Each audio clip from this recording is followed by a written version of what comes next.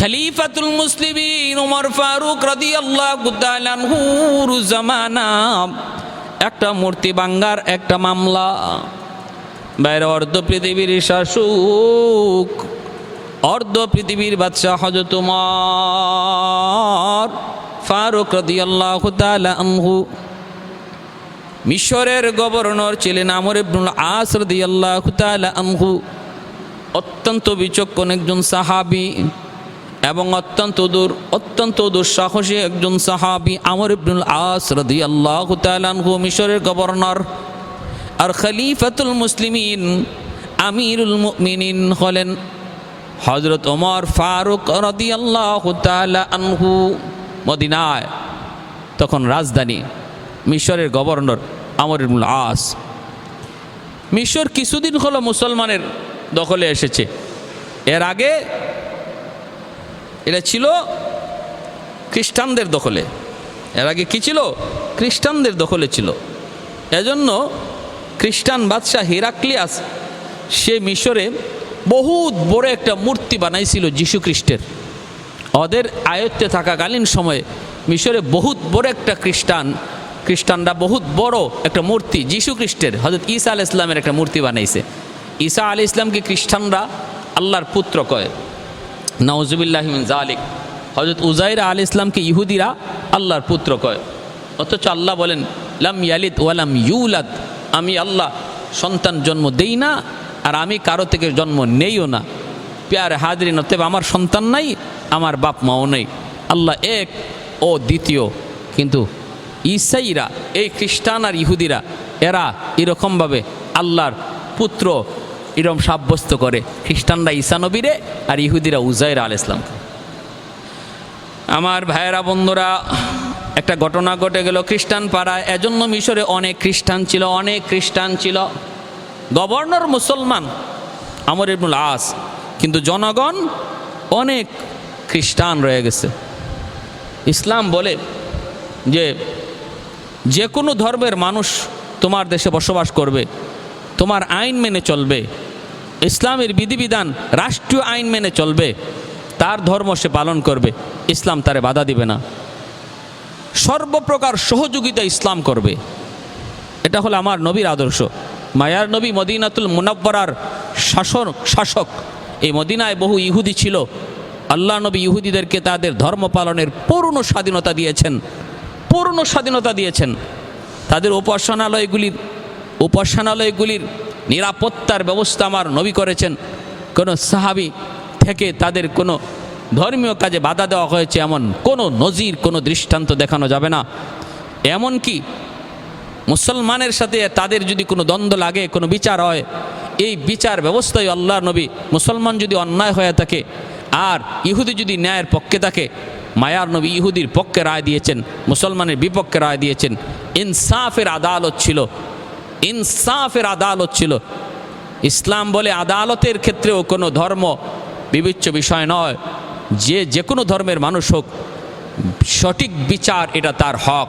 সঠিক বিচার পাওয়া, ন্যায় বিচার পাওয়া, এটা হলো তার পাওনা, তার হক রাজ্যের কাছে, রাজার কাছে। প্যারে হাজরিন, এজন্য আল্লাহর নবী, রহমতের নবী মদিনায় একটা ইনসাফের রাষ্ট্র কায়েম করেছিলেন। সব ধর্মের মানুষ মদিনায় ছিল। সবাই আল্লাহ নবীর বিচার ব্যবস্থা এবং নবীর দেশ পরিচালনার সমস্ত আইন তারা মেনে নিল। এমনিভাবে মিশরের এই খ্রিস্টানরাও যখন মুসলমানরা মিশর স্বাধীন করল, খ্রিস্টানরাও ইসলামের রাষ্ট্র পরিচালনার আইন তারা মেনে নিল। আর গভর্নর আমর ইবনুল আস রাদিয়াল্লাহু তাআলা আনহু তাদের ধর্ম পালনের পূর্ণ স্বাধীনতা দিলেন। কিন্তু একটা অপ্রীতিকর ঘটনা ঘটে গেল খ্রিস্টান পাড়ায়। ওই যে যীশু খ্রিস্টের বহুত বড় একটা মূর্তি, ওই মূর্তিটা একদিন দেখা গেল কি মূর্তির নাক কে জানি ভেঙে ফেলেছে। যীশু খ্রিস্টের নাক ভেঙে ফেলেছে। এজন্য ভাইরা বন্ধুরা, খ্রিস্টানরা গভর্নরের কাছে এসে নালিশ দিল যে আমাদের যীশু খ্রিস্টের নাক কে জানি ভেঙে ফেলেছে। আমরা যারে খোদা কই, আমরা যারে খোদার পুত্র কই, তিন খোদার এক খোদা বলি, তার নাক ভেঙে ফেলেছে। আমাদের সন্দেহ হলো মুসলমানদের উপর। অতএব আপনি এর যথাযথ বিচার করুন, নইলে অবস্থা কিন্তু খারাপ হয়ে যাবে। আমর ইবনুল আস রাদিয়াল্লাহু তাআলা আনহু খলিফাতুল মুসলিমিন, আমিরুল মুমিনিন হযরত ওমর ফারুক রাদিয়াল্লাহু তাআলা আনহুকেও তিনি বিষয়টা জানাইলেন। হযরত ওমর তিনিও ঘোষণা দিলেন, দ্রুত তুমি ব্যবস্থা নাও, অপরাধীকে গ্রেপ্তার করো, কারণ ইসলাম কখনো এমন কাজের অনুমতি দেয় না। আমার দেশে বসবাসরত অন্য ধর্মের মানুষের উপাসনালয়, তাদের কোনো দেবদেবীর উপরে আক্রমণ, মূর্তির হাত ভাঙ্গা, নাক ভাঙ্গা, মূর্তি ভাঙ্গা, এটা ইসলাম কখনো সমর্থন করে না, ইসলাম সমর্থন দেয় না।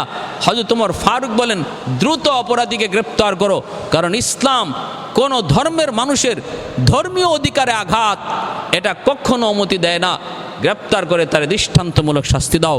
আমর ইবনুল আস রাদিয়াল্লাহু তাআলা আনহু তিনিও চিরুনি অভিযান চালাইলেন, কিন্তু দুঃখজনক হলেও সত্য, ওই অপরাধীকে পাওয়া যাচ্ছে না। কে এমন কামটা করলো তারে চেনা যাইতেছে না, ধরা যাইতেছে না, কেউ দেখে নাই, কোনো সাক্ষী নাই, কেউ বলতে পারে না। অপরাধী যদি এখন নিজের ইচ্ছায় তার অপরাধ স্বীকার না করে, তাহলে অপরাধীকে বের করা সম্ভব নয়। ভাইরা বন্ধুরা, দিন যায় রাত যায়, অপরাধীকে পাওয়া যায় না। এইবার খ্রিস্টান পাড়ার মধ্যে দিন দিন শুধু বিদ্রোহ বাড়তেছে, খুব শুধু বাড়তেছে। এদের পাদ্রী আইসা আমর ইবনুল আস রাদিয়াল্লাহু তাআলা আনহুকে বলতেছে, আপনি আমাদের এর বিচার করবেন কি করবেন না, তাড়াতাড়ি বলুন। আমর ইবনুল আস রাদিয়াল্লাহু তাআলা আনহু বলতেছেন, আমি তো আপ্রাণ চেষ্টা করতেছি, কিন্তু অপরাধীর কোনো ক্লু খুঁজে পাইতেছি না। অতএব তোমরা যদি বলো রাষ্ট্রীয় তহবিল থেকে একটা পুরা এরকম যীশু খ্রিস্টের মূর্তি তোমাদেরকে বানায় দেওয়া হবে, একটাকেও তোমাদের লাগবে না, বরং যেমনভাবে বানানো ছিল এমনভাবেই বানায় দেওয়া হবে। দেখেন কি করেন। অথচ আমর ইবনুল আস রাদিয়াল্লাহু তাআলা গভর্নর এবং ইসলামের শাসন চলছে, তারা যদি এতটুকু শুধু বলতে, ধর সর তোর মূর্তি নিয়ে, তুই তোর ফালতু মূর্তি নিয়ে আইসো এখানে মামলা দায়ের করতে, এই তোর মূর্তি কি জানে, মূর্তির কি কইতে পারে, মূর্তির কি ক্ষমতা আছে, এতটুকু বইলা উড়াই দিতে পারতেন। কিন্তু না, ইসলামের আদর্শ এটা নয়। ইসলামের আদর্শ কত সুন্দর দেখেন। হযরত আমর ইবনুল আস রাদিয়াল্লাহু তাআলা বলতেছেন, আপনারা যদি আমাকে অনুমতি দেন, যদি আপনারা রাজি হন, আমি আপনাদের মূর্তি যেমন ছিল এমনভাবে একটা নতুন মূর্তি বানিয়ে দেব রাষ্ট্রীয় কোষাগার থেকে। কিন্তু পাদ্রী বলতেছেন, না, আমরা এই প্রস্তাব মানতে রাজি না, আমরা এটা মানতে রাজি না। কেন কয় না, এমন প্রস্তাব আমরা মানতে রাজি না, আমাদের ইজ্জত গেছে, সম্মান গেছে, আমাদের যীশু খ্রিস্টের মান গেছে। যদি অপরাধীকে বের করা না হয়, তাহলে আমাদের যীশু খ্রিস্টের ইজ্জত থাকবে না, শাস্তি লাগবে, অপরাধীর শাস্তি হওয়া চাই। আর যদি আপনি অপরাধী বের করতে না পারেন, তাহলে আমি বলি, আমরাও তো আপনাদের নবীর একটা মূর্তি বানাবো, ওই নবীর মূর্তি বানায়া তার নাকটাও ভেঙে দেব, আমরাও এমনটা করব। এই কথা বলতেই নরম সাহাবী আমর ইবনুল আস রাদিয়াল্লাহু তাআলা আনহু গরম হয়ে গেলেন। বসা থেকে তিনি দাঁড়ায় গেলেন, চেহারা লাল হয়ে গেল, তলোয়ারের খাপের মধ্যে হাত চলে গেল, পায়চারি করতেছেন আর বলতেছেন, এ নির্বোধ মূর্খ, তুই কি বললি? সব সইতে পারি, মুসলমান সব হজম করতে পারে, সইতে পারে, কিন্তু নবীর শানে বেয়াদবি কোনো মুমিন সইতে পারে না রে। কি কইলি তুই, কি কইলি? আমার নবীর মূর্তি বানাবি আর ওই মূর্তি নাক ভাঙা দিবি। আজকে যদি আমি আমার মিশরের গভর্নর না হইতাম, এই মুহূর্তে তোর ঠিকানা আমি কবরে পৌঁছায় দিতাম, দুনিয়ায় রাখতাম না। আমরা সব সইতে পারি, নবীর অপমান সইতে পারি না। অতএব ফারদার কোনো এই প্রস্তাব এমন কথা বলবা না যেই কথা আমার নবীর সাথে বেয়াদবি হয়।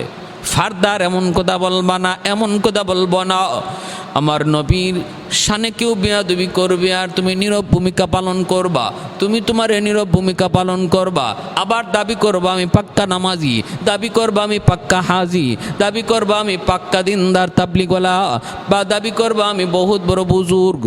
ধোঁকা ধোঁকা, তুমি বাটপার, তুমি চিটার। আল্লাহর নবী বলতেছেন মান সাব্বা নাবিয়ান ফাকতুলু, তোমরা যদি দেখো তোমাদের নবীকে কেউ গালি দেয় হত্যা করো।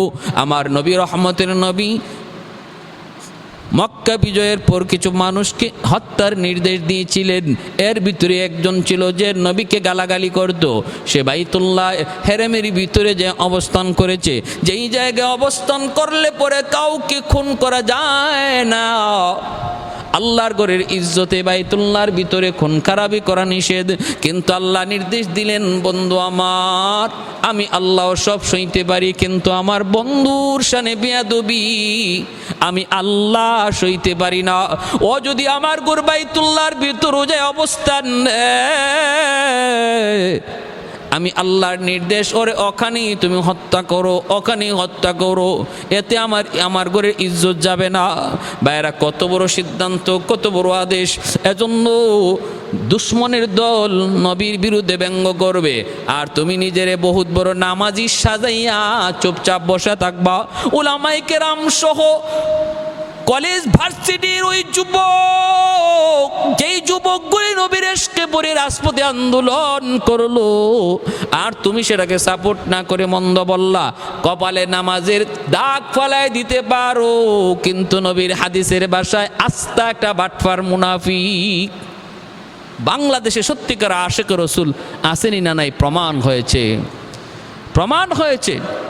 হ্যাঁ, ওই বেলাজ বেশর্মা যখন আমার নবীর বিরুদ্ধে ব্যঙ্গ করেছিল, তখন এদেশে কি পরিমাণ স্কুল কলেজ ভার্সিটিতে নবীর আশিক আছে এটা তাম পৃথিবীর মুসলমান দেখছে। বাংলাদেশ ইসলামী জাগরণের সম্ভাবনাময় এক দেশ। এই দেশে ইসলামকেও নিয়ে কেউ মস্কারি করবা আর আমার নবীকে নিয়ে কেউ টাট্টা মস্কারি করবা, এই স্বপ্নই থেকে যাবে। ইনশাআল্লাহ এদেশে ইসলামের পতাকা একদিন পথ করে উড়বে। ইনশাআল্লাহ, ইনশাআল্লাহ ইসলামের পতাকা উড়বে।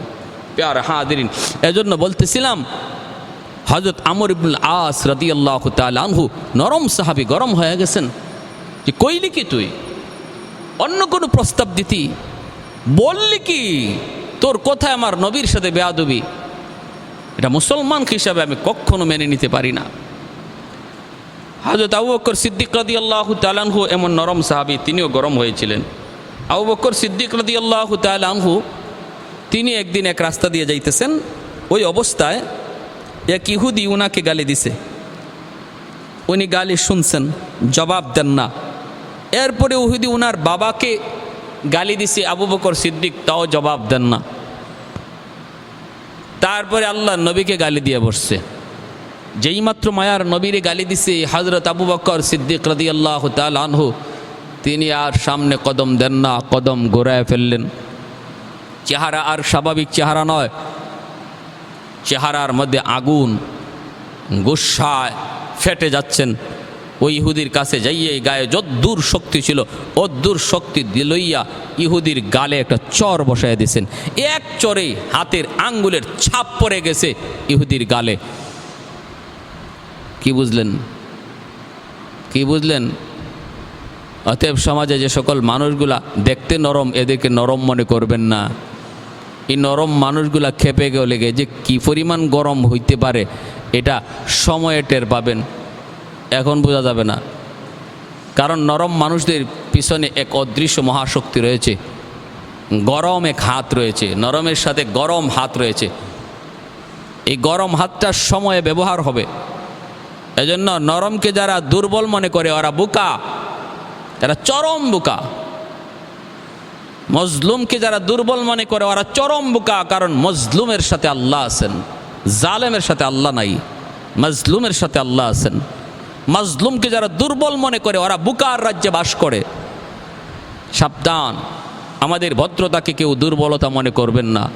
ভদ্রতা দুর্বলতা নয়, ভদ্রতা দুর্বলতা নয়। প্যারে হাজিরিন, হযরত আবু বকর সিদ্দিক রাদিয়াল্লাহু তাআলা আনহু কষায়ের চর বসাইলেন। ইহুদি চর খায় আল্লাহ নবীর কাছে বিচার নিয়ে হাজির। মুহাম্মদ, তোমার সাহাবী আবু বকর আমাকে মারছে। আল্লাহর নবী বলতেছেন কোথায়? কই এই যে আমার গালে। মায়ার নবী তাকায় দেখেন এখনো গালে তার আঙ্গুলের ছাপ। আল্লাহর নবী তখন বলতেছেন তুমি ভুল বলেছ, আবু বকর নয়, মনে হয় ওমর। কারণ ওমর এইরকম কাজ করা তার জন্য স্বাভাবিক, আবু বকরের জন্য অস্বাভাবিক।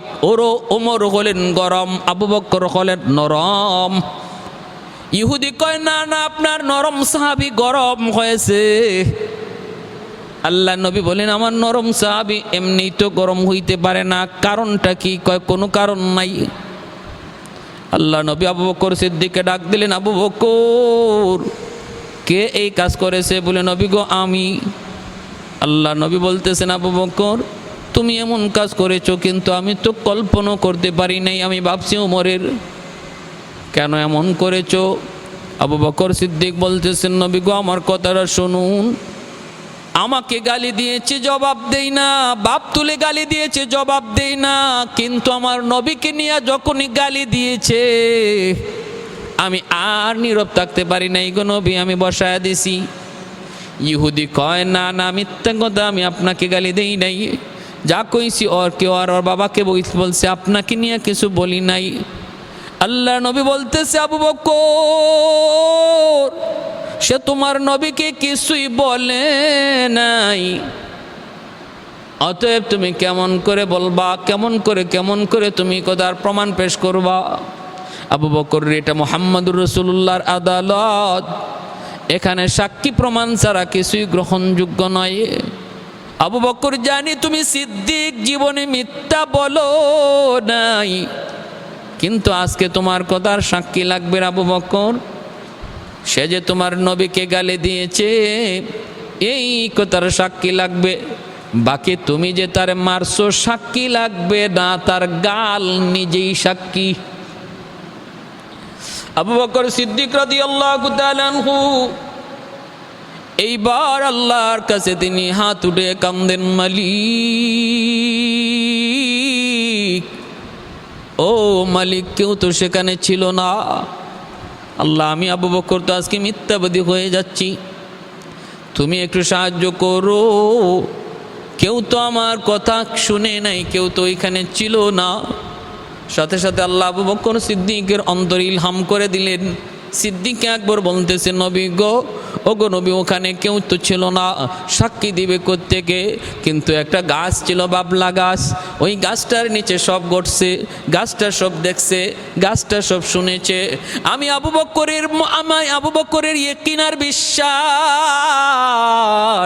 দিনের নবী যদি ওই গাছটারে সাক্ষী হিসাবে তিনি চান, তাহলে গাছ নবীর সামনে সাক্ষী হয়ে দাঁড়াবে। कौनैन मुख्तार खुदा तुमको बनाया,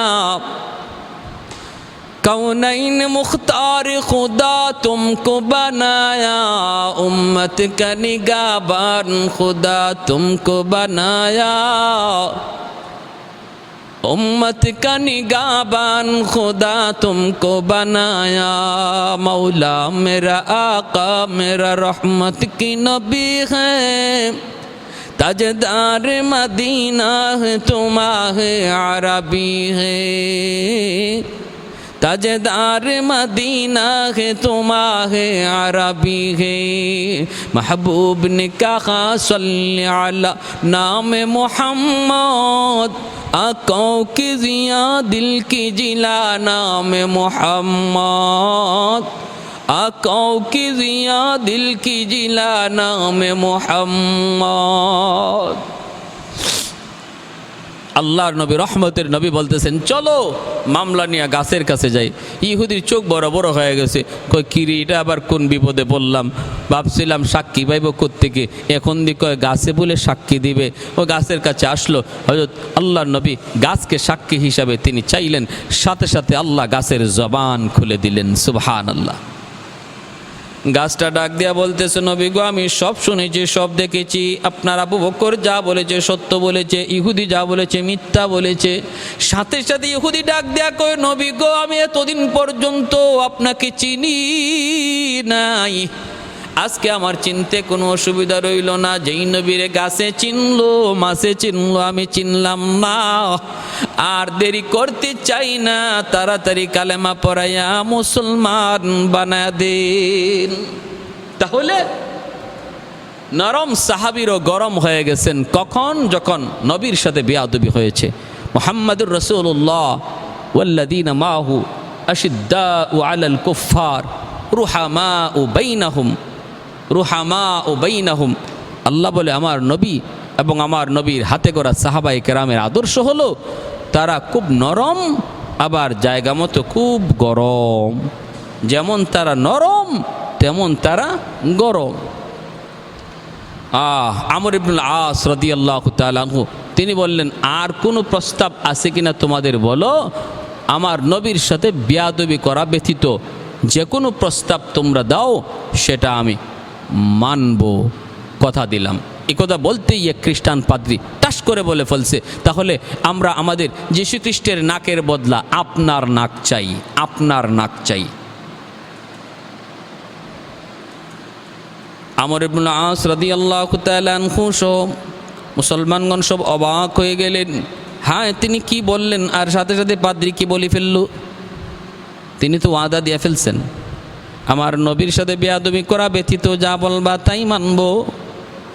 আমর ইবনুল আস রাদিয়াল্লাহু তাআলা আনহু তখন তিনি বলতেছেন, ঠিক আছে, আমি যা বলেছি ঠিক বলেছি গো, আমি আমার কথা উড্ড করব না, ওয়াদা দিয়েছি। মুসলমান কোনো দিন ওয়াদা খেলাফি করে না, কথা দিয়া কোনো দিন কথা ভঙ্গ করে না। ঠিক আছে, তোমরা আমার নাক নিয়ে নাও, আমার নাক নিয়ে নাও, আমার নাক নিয়ে নাও। ভাইয়েরা বন্ধুরা, মিশরে মুসলমান কান্নাকাটি শুরু করে দেয়, মসজিদে মসজিদে কান্নার রোল পড়ে যায়। মানুষ একে একে আইসা বলতেছে, যাবো না, এমনটা আপনি করবেন না, সমস্ত এই বিদ্রোহ আমরা দমন করে দেই। আপনি খলিফাতুল মুসলিমিন আমিরুল মুমিনিন ওমরকে জানান, হযরত ওমর ফারুক রাদিয়াল্লাহু তাআলা আনহুকে জানান। আমর ইবনে আস বলেন, না, জানানোর প্রয়োজন নাই, আমরা ওয়াদা দিয়েছি, আমরা হলাম জাতে মুসলমান, মুসলমান কোনোদিন ওয়াদা খেলাফি করে না, কথা দিয়া কথা ভঙ্গ করে না। অতএব আমি আমার কথায় অটল, আমি চাইলে মুহূর্তের ভিতরে তাদের বিদ্রোহ দমন করে দিতে পারি। হযরত ওমর চাইলে মুহূর্তের ভিতরে ওদেরকে দমন করে দিতে পারেন, কিন্তু না না, এমনটা তারা করেন নাই, বরং আমর ইবনুল আস তিনি রাজি হয়ে গেলেন, অমুক দিন অমুক টাইমে তোমরা আমার নাক কেটে নিও। ভাইরা, মসজিদে মসজিদে মুসলমানের কান্নার রোল, মসজিদে মসজিদে মুসলমানের কান্নার রোল। আল্লাহর কাছে সাহায্য চাই, মালিক তুমি সাহায্য নাজিল করো, তুমি সাহায্য নাজিল করো, ব্যবস্থা তুমি করো। ভাইরা বন্ধুরা, এইভাবে চলছে তো চলছে, কান্নাকাটি চলছে চতুর্দিক দিয়ে। খ্রিস্টান পাড়ায় আনন্দের উল্লাস, মিষ্টি বিতরণ চলছে। ওরা তো আনন্দ করে গভর্নরের নাক কাটা হবে, আমাদের যীশু খ্রিস্টের নাকের বদলা উপযুক্ত বিচার আমরা পাবো। নির্দিষ্ট টাইমে তারা হাজির, বিচার শুরু হয়ে গেল। একদিকে একজন খ্রিস্টান পাদ্রী ধারালো একটা ছুরি নিয়ে ধারালো একটা ছুরি লইয়া খ্রিস্টান পাদ্রী দাঁড়ায় আছে।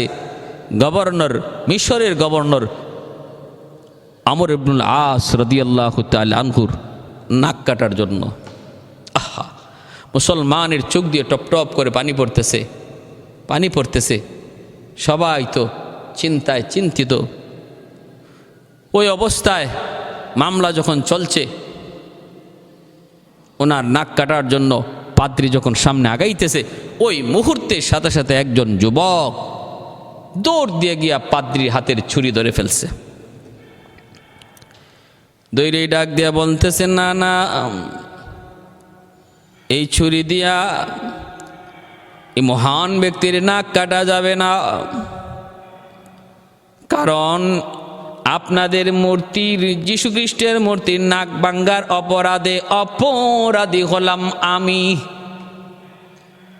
এই যে নেন পকেট থেকে ভাঙ্গা নাকটা তুটাই দিছে, প্রমাণ হিসাবে ভাঙ্গা নাকটাও উঠে দিছে। গোটা আদালত পাড়া নীরব নিস্তব্ধ হয়ে গেল। সাথে সাথে আমর ইবনে আস রাদিয়াল্লাহু তাআলা আনহু বলতেছেন, আরে পাগল, কেন তুই এমন পাগলামি করলি? তুমি কি জানো না এটার কঠিন থেকে কঠিন বিচার হবে? কারণ ইসলাম কোনোদিন অন্য ধর্মের উপরে আক্রমণ সেটা কোনোদিন অনুমতি দেয় না। কেন তুমি এমন করেছো? যুবক তখন চোখের পানি মুছে আর কয়, আমি ইচ্ছা করে মূর্তির নাক ভাঙ্গি নাই, আমি তো পাখি শিকার করতে বের হয়েছিলাম। একটা পাখি ওই মূর্তির নাকের মধ্যে যায় বসলো, আমি তীরটা মারলাম পাখি শিকার করার জন্য, কিন্তু ভুলক্রমে পাখিটা সরে গেছে আর তীরটা যায়া মূর্তির নাকের মধ্যে লাগছে, এতে করে নাকটা ভেঙে গেছে। ইচ্ছা করে আমি করি নাই। সাথে সাথে আমি নিজেরে বাঁচানোর জন্য আড়াল হয়ে যাই। আমি তো ভাবছিলাম বিষয়টা সাধারণ একটা বিষয়, নরমাল বিষয়, তালাশ করে করে হয়তো তারা কাউকে পাবে না, এমনি শেষ হয়ে যাবে। বিষয়টা যে এত দূর গড়ে আসবে আমি বুঝি নাই, এত দূর পর্যন্ত বিষয়টা গড়াবে আমি বুঝতে পারি নাই। আজকে যখন দেখলাম আমার দোষের কারণে একজন পবিত্র মানুষ, আমার নবীর সাহাবী, এত বড় একজন জলিলুল কদর সাহাবীর নাক কাটা যাবে, আমার মনকে আমি বুঝায় রাখতে পারি না। মন আমারে ধিক্কার দেয়া কয়, রে যুবক, কিয়ামতের ময়দানে আল্লাহর সামনে কেমন করে মুখ দেখাবি? আমর ইবনে আসের সামনে আল্লাহ যদি তোরে দাঁড় করায় কেমন করে তুই মুখ দেখাবি? হাসরের মাঠে আল্লাহর সামনে জবাবদিহিতার ভয় আমার অন্তরের মধ্যে জাগ্রত হয়ে গেল। এজন্য আমি নিজে নিজে আমার ভুল স্বীকার করে নিলাম, অপরাধ আমি স্বীকার করে নিলাম। বাইরা বন্ধুরা, জবাবদিহিতামূলক জীবন ইসলাম মানুষকে শিখায়। ইসলামই একমাত্র ধর্ম যেই ধর্ম মানুষকে দুনিয়ার জগতে জবাবদিহিতামূলক একটা জীবন ব্যবস্থা উপহার দেয়। যেই মানুষটার জীবন থাকবে এই জীবনে আমার জীবন নয়, আমার জীবনের প্রতিটা কাজের জবাব আল্লাহর কাছে দিতে হবে, ওই মানুষটা কোনোদিন রাষ্ট্রের চোখে ফাঁকি দিয়ে অন্যায় করতে পারে না, পুলিশের চোখে ফাঁকি দিয়ে অন্যায় করতে পারে না, বাপমার চোখে ফাঁকি দিয়ে অন্যায় করতে পারে না, উস্তাদের চোখে ফাঁকি দিয়ে অন্যায় করতে পারে না, জনগণের চোখে ফাঁকি দিয়ে অন্যায় করতে পারে না। যদি তার অন্তরে জবাবদিহিতার ভয় থাকে, ইসলাম মানুষকে এই জিনিসটাই শিক্ষা দেয়। এর নাম হলো তাকওয়া, এর নাম হলো তাকওয়া। এই তাকওয়ার কথাটাই জবাবদিহিতামূলক এক জীবন গড়ে তুলো, এই কথাটাই আল্লাহ পবিত্র কোরআনের বিভিন্ন জায়গায় বলেছেন। ইয়া আইয়ুহাল্লাযীনা আমানুত্তাকুল্লাহ, ইয়া আইয়ুহাল্লাযীনা আমানুত্তাকুল্লাহ, ও দুনিয়ার মানুষ আল্লাহকে ভয় করো, ওই ইমানওয়ালারা আল্লাহকে ভয় করো। আল্লাহর সামনে জবাব দিতে হবে। এই চিন্তাটা লইয়া তুমি দুনিয়াদারি করো, এই চিন্তাটা লইয়া তুমি দুনিয়াদারি করো। যার চিন্তা থাকবে এই আল্লাহর সামনে আমার প্রতিটা কাজের জবাব দিতে হবে, সে চেয়ারে বৈশাও কোনোদিন ঘুষ খাবে না, টেবিলের নিচ দিয়ে কখনো হাত দিবে না, ওই মানুষটা কখনো সুদের ব্যবসা করবে না, ওই মানুষটা বাপমার সাথে বেয়াদবি করবে না, হারাম টাকা হাতের কাছে পাইলেই সে সেটা সুযোগে হাতে নেবে না। যদি তার এই জবাবদিহিতামূলক এই চিন্তা তার মাথায় থাকে, আল্লাহ কোরআনের জায়গায় জায়গায় এই তাকওয়ার কথা বলেছেন, আল্লাহ ভীতির কথা বলেছেন, খোদা ভীতির কথা বলেছেন। এমন এক খোদাকে তুমি ভয় করো, এমন এক মালিককে তুমি ভয় করো, যে মালিক তোমাকে সর্বহালতে দেখতেছেন, যে মালিক তোমাকে দিনেও দেখতেছেন, রাতেও দেখতেছেন, যে মালিক তোমার পিছনে সিসি ক্যামেরা ফিট করে রাখতেছেন, তোমার প্রতিটা বসা প্রতিটা কদমকে যিনি সর্বদা অবজার্ভ করতেছেন, রেকর্ড করতেছেন, যে মালিক তোমার প্রতিটা কথাকে পর্যন্ত রেকর্ড করতেছেন, ওই মালিককে ভয় করো, ওই মালিককে ভয় করো। ইয়া আইয়ুহাল্লাযীনা আমানুত্তাকুল্লাহ, আল্লাহকে ভয় করো। আল্লাহ পাকের জাতি নামটা এখানে ব্যবহার করেছেন। আল্লাহ পাকের সিফাতি নামগুলার মধ্যে যতগুলো সিফাত রয়েছে, আল্লাহ রহমান, আল্লাহ রহিম, আল্লাহ গফফার, আল্লাহ কাহ্হার, আল্লাহ সাত্তার, আল্লাহ পাক রাজ্জাক, যতগুলো সিফাতি নাম, সমস্ত সিফাতি নামগুলি আল্লাহ নামের ভিতরে রয়েছে। এজন্য আল্লাহ নাম নিলে আল্লাহর সব সিফাতি নাম এর ভিতরে চলে আসে। এমন আল্লাহকে ভয় করো যে আল্লাহ রহমান, এমন আল্লাহকে ভয় করো যে আল্লাহ রাজ্জাক, এমন আল্লাহকে ভয় করো যে আল্লাহ সত্তার, এমন আল্লাহকে ভয় করো যে আল্লাহ তিনি হলেন কাহ্হার, এমন আল্লাহকে ভয় করো যে আল্লাহ সামিউম বাসীর, এমন আল্লাহকে ভয় করো যে আল্লাহ আলিমুম বিদাতিস সুদূর, এমন খোদাকে ভয় করো। অতএব সাবধান, কখনো নিজেরে তুমি এমনটা মনে করো না যে আমি ধরা ছোঁয়ার বাইরে, আমার কেউ দেখলো না, আমার কেউ দেখলো না, আমার কেউ পাবে না। এই কথাই যুবক বলতেছিল, আমি ভয় পেয়ে গেছি যে আমি এই জায়গায়, এই দুনিয়ার জগতে সবার চোখে ফাঁকি দিয়ে দিলাম, কেউ আমারে দেখলো না, আমি যে অপরাধটা করলাম, কিন্তু একজন তো দেখেছেন, সে মালিক তো আমারে দেখছেন। আজকে আমার অপরাধে যদি একটা নির্দোষ মানুষ শাস্তি পায়, হাসরের মাটি আমি আল্লাহর সামনে কেমন করে জবাব দিব? আহ আহ এই চিন্তা চেতনাটা, এই জবাবদিহিতামূলক জীবন ব্যবস্থার ফিকিরটা যদি আজকে সমাজের মানুষের অন্তরে দেওয়া যেত, এই ফিকিরটা, এই চেষ্টাটা যদি আজকে সরকার প্রধান প্রশাসন যদি এই জিনিসটাকে মানুষের অন্তরে দেওয়ার চেষ্টা করত, আর এর জন্য একটা ডিপার্টমেন্ট তৈরি করত, এর জন্য যা যা করার প্রয়োজনীয় ব্যবস্থা গ্রহণ করত, তাহলে সমাজে আজ এত অপরাধ থাকতো না, সমাজে এত অপরাধ থাকতো না। আজকে এদেশে খেলাধুলার জন্য মন্ত্রী পরিষদ, খেলাধুলার মন্ত্রী হয়, স্বাস্থ্যমন্ত্রী হয়, সাঁতার মন্ত্রী হয়, এরকমভাবে মন্ত্রীর কোনো শেষ নাই, ডিপার্টমেন্টের কোনো শেষ নাই। কিন্তু একজন মানুষের চরিত্র সংশোধনের কোনো ডিপার্টমেন্ট নেই, যুবক যুবতীর চরিত্র সংশোধনের কোনো ডিপার্টমেন্ট নেই। ভাইয়েরা, বন্ধুরা, সাথে সাথে হযরত আমর ইবনে আস রাদিয়াল্লাহু তাআলা আনহুকে সরায় দেওয়া হলো, আর ওই খ্রিস্টান পাদ্রী চিৎকার দিয়া বলতেছে, শোনো, ধন্য আজকে মুসলমান, ধন্য আজকে তাদের ধর্ম, ধন্য আজকে তাদের নবীর, ধন্য আজকে ওই যুবক, ধন্য আজকে ওই গভর্নর। পাদ্রী বলতেছে, আজকে যে দৃষ্টান্ত আমরা নিজের চোখে দেখলাম, প্রমাণ হলো ইসলাম কোন আদর্শের কারণে আমার আজকে বুঝ হয়ে গেল, কোন গুণের কারণে ইসলাম আজকে তামাম পৃথিবী জুড়ে বিজয়ের পতাকা উড়াইতেছে। আজ আমার প্রমাণ বুঝ হয়ে গেছে, এত সুন্দর আদর্শ যে ইসলাম ধর্মের, এত সুন্দর আখলাক যে মুসলমানের, আজকে কোনো ক্ষমতা আমাদের ছিল না যদি মুসলমানরা, গভর্নর যদি এটাকে পাত্তা না দিতেন, আমাদের বিকল্প কোনো কিছু করার ক্ষমতা নাই। তা সত্ত্বেও ইসলামে যে এত সুন্দর বিচার ব্যবস্থা, এত সুন্দর বিচার ব্যবস্থা, এর উপরে আমি আজকে মুগ্ধ হয়ে গেলাম। আমি মুগ্ধ হয়ে গেলাম যে গভর্নর একটা মূর্তির নাক ভাঙ্গার দায় নিজের উপরে নিয়ে নিজের নাক কাটার সিদ্ধান্ত দিয়ে দিলেন। ধন্য আজকে সে গভর্নরকে আমি স্যালুট জানাই, আমি তাকে সম্মান জানাই। আর যে যুবক নিজের অপরাধ নিজে স্বীকার করে নিছে, তারে আর শাস্তি দেওয়া মানায় না, তারে শাস্তি দেওয়া সেটা মানায় না, তারও আমরা নির্দোষ, তারও আমরা মাফ করে দিলাম। ইসলামের ইতিহাসে এক স্মরণীয় বিচার ব্যবস্থা সেদিন কায়েম হয়েছিল মিশরের আদালতে। আমার ভাইয়েরা, ইসলামী শিক্ষা দেয়। উপস্থিত অনেক খ্রিস্টান কালেমা পড়ে মুসলমান হয়েছে, অনেক খ্রিস্টান উপস্থিত ওই বিচার ব্যবস্থায় আদালতে কালেমা পড়ে মুসলমান হয়েছে। হযরত ওমর ফারুক রাদিয়াল্লাহু তাআলা আনহুর বিচার ব্যবস্থা, তিনি তো এই জিনিসটাই হযরত ওমর ফারুক রাদিয়াল্লাহু তাআলা আনহু তিনি তার শাসনামলে চাইছিলেন যে মানুষের অন্তরে কেমন করে এই জবাবদিহিতামূলক এই চিন্তা চেতনা ঢুকানো যায়। যেই দেশের এই চিন্তা জনগণের ভিতরে ঢুকবে, ওই দেশে জেলখানা আর লাগবে না, জেলখানা লাগবে না। হযরত ওমর ফারুক রাদিয়াল্লাহু তাআলা আনহু এই গুণটা মানুষের ভিতরে ঢুকলো কি ঢুকলো না, চেষ্টা, শ্রম, পরিশ্রম, মেহনত সেটা কাজে লাগলো কি লাগলো না, তিনি দেখার জন্য ছদ্মবেশে বের হয়েছেন। মরুভূমি দিয়ে তিনি যাইতেছেন, দেখতে পেলেন একটা রাখাল ছাগল রাখালি করে। তিনি ওই ছাগল রাখালকে ডাক দিয়া বলতেছেন, রে যুবক, আমি বড় ক্লান্ত, আমি বড় ক্ষুধার্ত, তোমার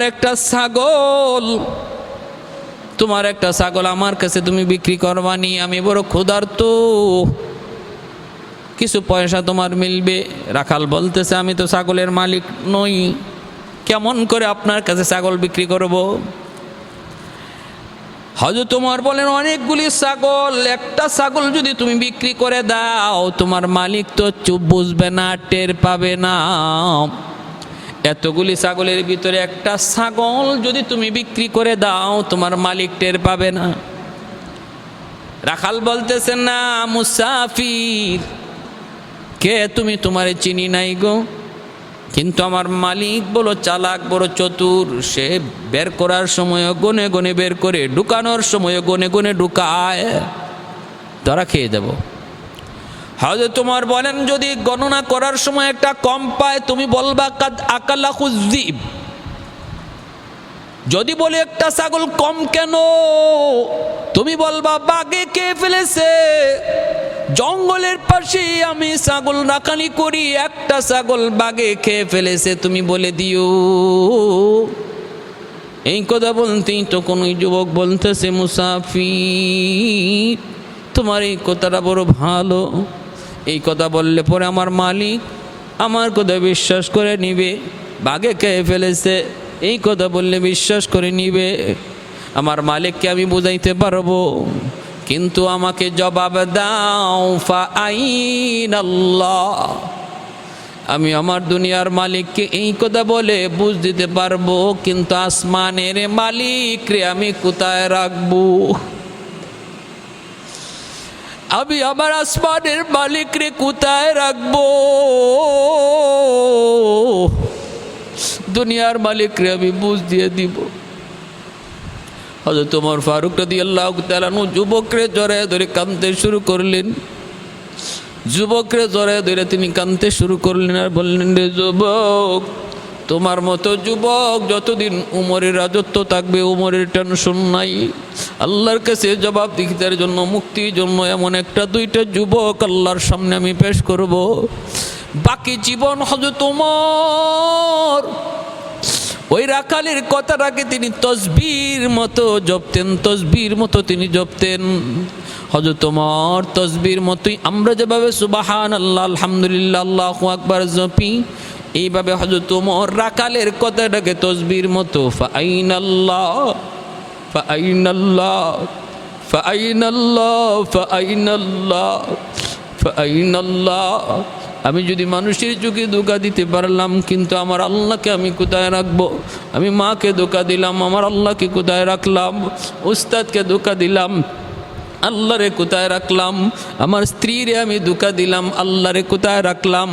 স্বামীরে ধোঁকা দিলাম, আল্লাহকে কোথায় রাখলাম? এমনিভাবে সমাজের মানুষকে ধোঁকা দিলাম, আমি আল্লাহরে কোথায় রাখলাম? ভাই বোনকে ধোঁকা দিল, আল্লাহকে কোথায় রাখলাম? বোন বলে ভাইয়ারে ধোঁকা দিলাম, আল্লাহরে কোথায় রাখলাম? টেবিলের নিয়াজ দিয়া ঘুষ নিলাম, মানুষের চোখে ধোঁকা দিলাম, কিন্তু আমার আল্লাহরে কোথায় রাখলাম? আমার আল্লাহরে আমি কোথায় রাখলাম? এজন্য ভাইয়েরা বন্ধুরা বলতেছিলাম, মাদ্রাসা শিক্ষা, আল্লাহর কোরআনের শিক্ষা মানুষকে আল্লাহর সামনে জবাবদিহিতামূলক একটা জীবন ব্যবস্থা উপহার দেয়। আল্লাহর কোরআনের শিক্ষা মানুষকে শুধু এতটুকু বোঝায়, এই জীবনই জীবন নয়, এই জীবনই শেষ নয়, তোমার এই জীবনের পরে একটা আসল জীবন তোমার রয়েছে, ওই জীবনটাই হলো তোমার আসল জীবন, যে জীবনে আল্লাহর সামনে জবাব দিতে হবে, তোমার প্রতিটা কাজের জবাব দিতে হবে। কোরআনের শিক্ষা, হাদিসের শিক্ষা মানুষকে আল্লাহর সামনে জবাবদিহিতার, আল্লাহর সামনে জবাব দেওয়ার জীবন ব্যবস্থার একটা শিক্ষা ব্যবস্থার নাম হলো মাদ্রাসা শিক্ষা। স্কুল কলেজ ভার্সিটিতে এই থিওরিটা শেখানো হয় না। স্কুল কলেজ ভার্সিটিতে আল্লাহর সামনে জবাব দিতে হবে প্রতিটা কাজের, এই জীবন ব্যবস্থার থিওরিটা এইভাবে শিক্ষা দেওয়া হয় না। বিধায় স্কুল কলেজ ভার্সিটিতে লেখাপড়া করার দ্বারাও একজন মানুষ নৈতিকতার কারণে যদি সে সুদ না খায় সেটা ভিন্ন কথা, কিন্তু আল্লাহর ভয়ে সুদ খায় না, ঘুষ খায় না, এমনটা স্কুল কলেজ ভার্সিটি জেনারেল শিক্ষা আধুনিক শিক্ষার মধ্যে নাই। বিধায় আমরা বলি যে মাদ্রাসা শিক্ষার এত জরুরত, এত গুরুত্ব দিনী শিক্ষার, নতুবা মানুষ আর মানুষ থাকবে না, মানুষ আর মানুষ থাকবে না। আল্লাহর ভয়, আল্লাহর সামনে জবাব দেওয়ার ভয়, এই চিন্তা চেতনা যদি মানুষের মধ্যে না থাকে তখন মানুষ আর মানুষের কাতারে থাকবে না। হাইওয়ানে রূপান্তরিত হয়ে যাবে। হযরত ওমর ফারুক রাদিয়াল্লাহু তাআলা আনহু এমন এক ইনসাফ ব্যবস্থা তিনি প্রতিষ্ঠা করেছিলেন। ভাইয়েরা বন্ধুরা, এমন এক বিচার ব্যবস্থা তিনি প্রতিষ্ঠা করেছিলেন, এমন এক বিচার ব্যবস্থা। এজন্য কবি সুন্দর করে বলে, फारूक तेरा नाम से इस्लाम रहेगा, फारूक तेरा नाम से इस्लाम रहेगा, दुनिया की अदालत में तेरा नाम रहेगा, दुनिया की अदालत में तेरा नाम रहेगा, उस्मान तेरा नाम से इस्लाम रहेगा, दुनिया की सखावत में तेरा नाम रहेगा, सिद्दीक तेरा नाम से इस्लाम रहेगा, दुनिया की सदाकत में तेरा नाम रहेगा, दुनिया की सदाकत में तेरा नाम रहेगा, मुआविया तेरा नाम से इस्लाम रहेगा, दुनिया की सियासत में तेरा नाम रहेगा, हैदर तेरा नाम से इस्लाम रहेगा, दुनिया की शजाअत में तेरा नाम रहेगा, दुनिया की शजाअत में तेरा नाम रहेगा। ভাইরা বন্ধুরা, আল্লাহ আমাদের সবাইকে সর্ব জায়গায় বিচার ব্যবস্থার মধ্যে ইনসাফ প্রতিষ্ঠা করার, সব ধরনের বিচার ব্যবস্থা স্বজনপ্রীতি মুখ চিহ্নে বিচার করার মতো জঘন্যতম অপরাধ থেকে বাঁচার তৌফিক আল্লাহ দান করুন।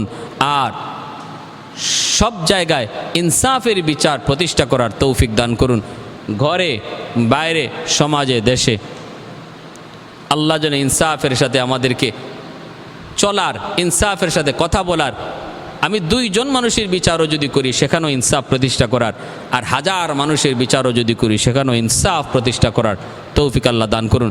যেই সমাজে ইনসাফ থাকবে না, এই সমাজ আল্লাহ পাকের ক্রোধ, আল্লাহ পাকের ক্রোধের রোশানলে পড়ে, আল্লাহ পাকের ধ্বংসের, আল্লাহ পাকের গজবের রোশানলে পড়ে।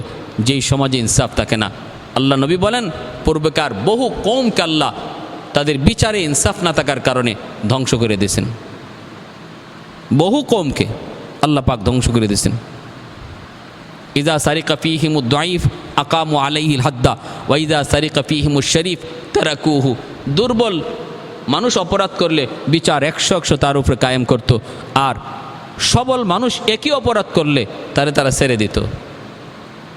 এই অপরাধে বহু কওমকে আল্লাহ ধ্বংস করে দিছে, বহু কওমকে আল্লাহ ধ্বংস করে দিছে। আজকের এই আমাদের এই সমাজ ব্যবস্থাকে যদি আল্লাহর গজব থেকে মুক্ত রাখতে হয়, আসমানি জমিনি গজব থেকে যদি আমাদের বাঁচতে হয়, তাহলে বহুত বড় একটা আমল, বহুত বড় একটা আমাদের ডিউটি হলো যে আমরা ঘরে বাইরে সর্ব জায়গায় কথা বলবো, যখন ইনসাফের সাথে কথা বলবো, জুলুম করব না, বেইনসাফি করব না, মুখ চিহ্ন কারো পক্ষে কথা বলবো না, গোষ্ঠী চিহ্ন কারো পক্ষে কথা বলবো না, কথা বলবো যখন হক কথা বলবো।